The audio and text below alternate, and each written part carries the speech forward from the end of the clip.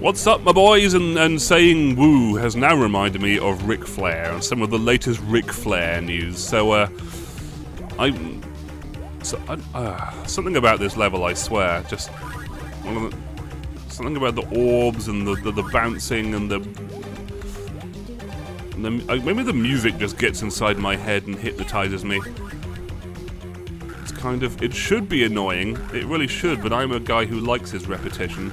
And, I don't know, just something sort of... It reminds me a bit of certain Lemmings levels, I think. They had this kind of blue and yellow color scheme. And, I don't know, just... I guess I have a lot of unexcised demons about this level. Now is the time to deal with them. Oh yeah, it's maybe it's the stars or something I'm looking at? I don't even know. Like, so much about the scenery here kind of triggers me. I don't know what it is. You can get lost as well. I think, yeah, I get lost a lot and then the music gets inside my head. Where was I though? Ric Flair, yeah, apparently, I mean, firstly, my favourite Ric Flair story has still got to be... Look, I don't want to spread dirty rumours about Ric... But for those who do not know, Ric Flair is a wrestler who was... I think might theoretically have been cool in, like, the late 80s and early 90s. But, like, they had a wrestling Baywatch episode at one point. Awesome. And, like, even then, in, like, 1994 or something, Ric Flair was being openly billed, like, in the show he was in, as, like, a washed-up, has-been, awesome, wrestler guy from, like, the late 80s. So, I don't know, like, Ric Flair's whole career is sort of being too old for this shit, and that was happening quite early on. But now he's like 60 or something, and he's still sort of doing his wrestling thing. What else are you going to do, I guess? And his catchphrase is "Woo!" And he is known as the Nature Boy, apparently, because he beat the original Nature Boy or something. I mean, it's wrestling. You can't expect it to make much sense. It's just a lot of silly nonsense, really. So anyway, it's always fun to tune in once in a while to the wacky hijinks that Ric Flair is up to. He's known, I mean, like, a lot of good... you see, look at that. And the physics isn't even actually that good, really. If they're going to show off the physics, it's not really that good. Like, you saw what happened there. That was really weird looking. Can replay the weird movements there. No, seriously, do it.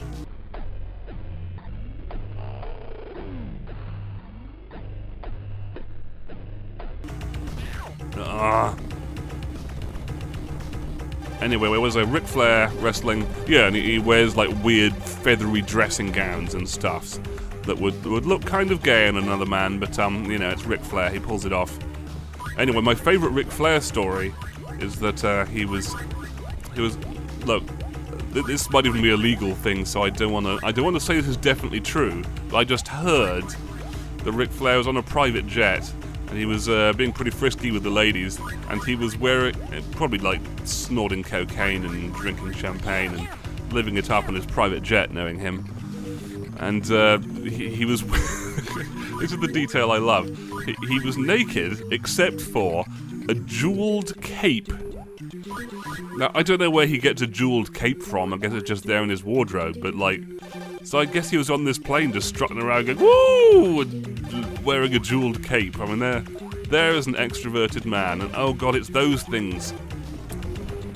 There's a lot of... everything takes a lot of damage in this level. Maybe that's part of it as well. There are various problems I have with this level. And like, what even is that? How can I even hit that? You all can see what I'm doing. Like, how do I even hit this guy?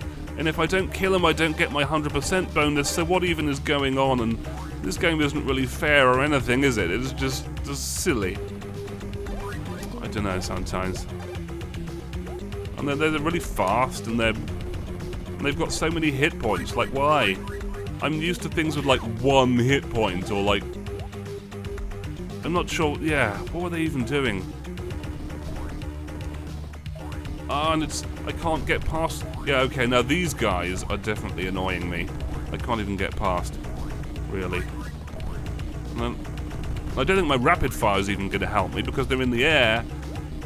And you know what's going to happen if I... Yeah, like, there's just a death trap there. And there's nothing even up there. Like, those guys are just guarding nothing, and... how do I even go to the next place? And I don't understand my life anymore, and I'm gonna die because of these buggers, and I'm gonna lose what I have.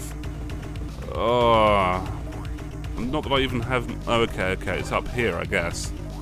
That's kind of cool. Yeah, no, there's nothing much to these guys. You just kind of... This is how I have to deal with them. You just sit there and smash away at them until eventually they die, and that's it. Where was I? Also, one of my friends had been listening in on Ric Flair's podcast, and apparently it's...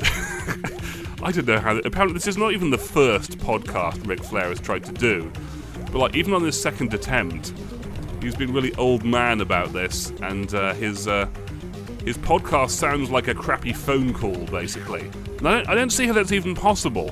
Like, I mean, these days, to get your hands on old technology, you actually have to go out of your way to kind of suck at it. Like, how would you not just get any ordinary microphone? So apparently the sound quality is not very good, and it's just Ric Flair calling up his mates, basically on the phone, and then rambling together for a while.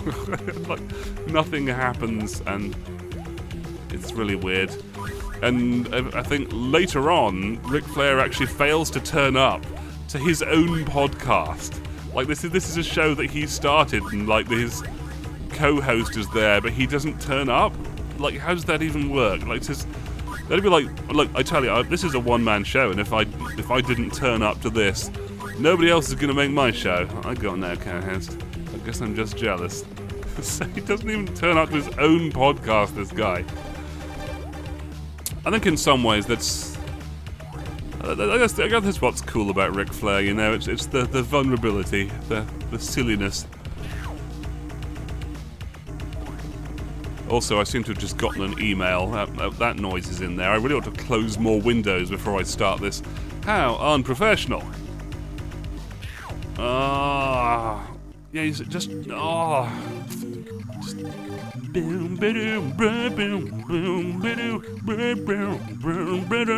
Actually, it's very voice synthesizers. This I almost want to make my own little version of this track using my own voice, because I can do a lot with my voice. A lot of the sound effects in Super Space are made with my voice, at least like the actual voice sounds.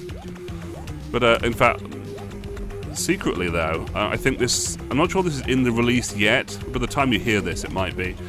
I have actually implemented. I've implemented a secret silly mode in Super Space, where if you play the game on April Fool's Day, it replaces most of the sound effects with just the sound of me going like push-oo, push-oo and everything.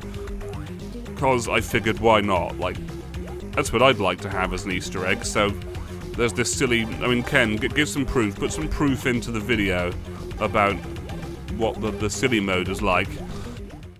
Ting, ting, ting.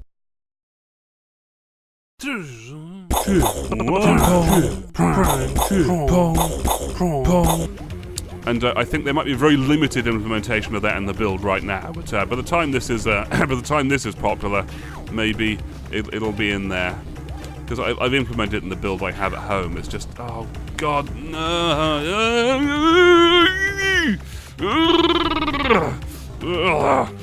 Sounded like Chewbacca for a minute there. But yeah, there is silly mode. I might have it activated in some other way at some point than just it being April 1st. But you can change the clock on your Android device, but who wants to do that? Every game should have silly mode, if you ask me. I was talking about the things I can do with my voice, and then I talked about silly mode. So silly mode is one of the things I can do with my voice. Not all the sounds replaced. I think like the bosses, some of the bosses I didn't want to sound silly, don't sound silly. That was important to me. I don't want Luciferus, the final boss, to ever sound silly. Yeah, like what did they even like? Yeah, like look at what I'm doing here. Look how much it sucks. What are they even doing? Like what do they expect to? This makes no sense to me.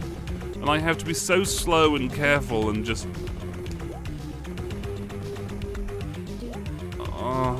I don't like it. And there's glowing spikes everywhere. Like it feels like I'm playing Super Metroid or there's just spikes everywhere. And okay, I'm beginning to remember why I don't like this level. It's a real difficulty spike. And the thing is this.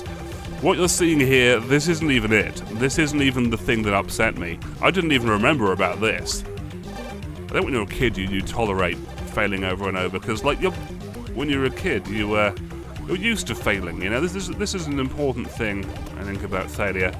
Like kids are used to failing over and over because they've just had their babyhood where you like, if you ever watched a baby trying to learn to crawl, they just screw up over and over again and they don't care. They just try again. Like someone I know had a daughter a couple of years ago, and she like picks up a hand trying to crawl, and then she falls over, and that's it. And you know, doesn't deter her. She just wants to, because you can see other people walking around. You know, she knows it's possible, and that is your model for how to succeed at a lot of things. I think so long as you've got someone else who you can see doing the thing, you know it's not impossible, and you know it can be done. My babies need someone to look up to. Will Kenneth ever escape the cycle of failure? Find out next time on the show.